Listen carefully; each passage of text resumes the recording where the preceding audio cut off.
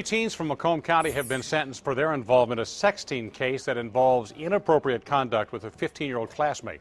The three L'Anse Creuse high school students will not face any jail time. They will not be placed on the sex offenders registry, and they could have their records wiped clean in 3 years. But what they won't be able to do is use the internet.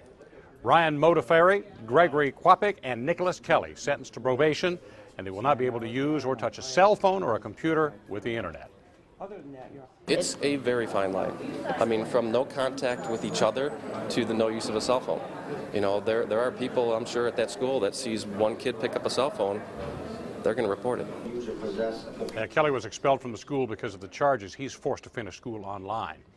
Now, you can see how sexting photos can lead to serious trouble here. Joining us now, Macomb County Prosecutor Eric Smith. Thanks for coming in and talking with us about this today. All right. It's a subject that needs to get out there. Exactly, and so many kids, I mean, it seems like it's become so much part of the culture to do this kind of thing, they don't realize the implications. I think that's exactly it. They don't realize the implications. Well, we saw the implications today. Three young men two of them facing 15-year felony charges and one facing a 7-year felony charge. They could have all been sentenced to 3 years in prison today, and they were placed on HIDA, but if they violate their probation in any way over the next 3 years, they will be sent into prison. So explain what this HIDA is, and some people will complain that it softened the laws that would have allowed you to get tougher on these people. Well, it gives kids who make a mistake a second chance. Between the ages of 17 and 21, if you commit certain felonies, you have an opportunity to be on probation for, well, in this case, 3 years. And if you successfully complete the probation, it'll be removed from your record. Also in that, though, you can be sentenced to 3 years in prison. And oftentimes in sex offenses, including these cases, you are sentenced to 3 years in prison. The only reason that didn't happen today was because the victim asked the judge not to put them in jail. And the judge really relied on that. Judge is in a difficult spot. We, of course, would have liked to have seen a little tougher sentence, but I understand the difficult position the judge was in. Do you have any leeway over whether they are allowed this option between 17 and 21, or is that automatic? A 17 to 21-year-old comes in as a defendant, it's up to the court. There's a lot of things involved in it. Prior history, the age of the victims, the offense itself.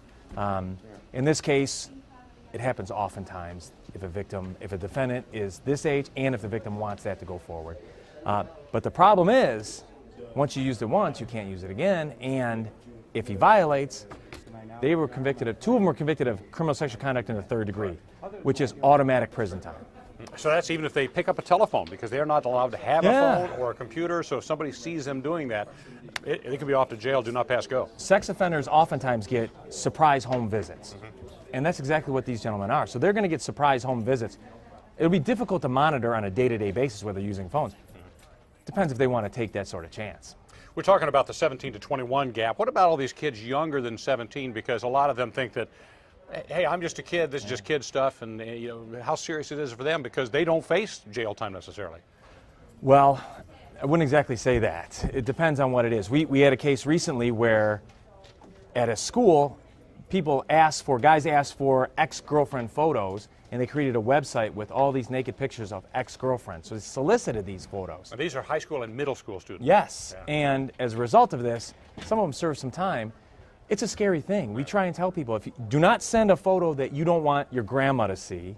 Once you send that photo, everyone has access to that photo, including internet predators, not just their boyfriend. And internet predators often use those photos to find the victim and then blackmail the victim for more pictures. So if a young man says, don't worry, I won't show it to anybody else, you can almost guarantee he's going to show it to somebody else. Everyone will see it. And if you forward that picture, that's a 7-year felony. All right, Eric Smith, thank you so much for stopping in. My pleasure. All right, good to see you, as always. All right, Glenda.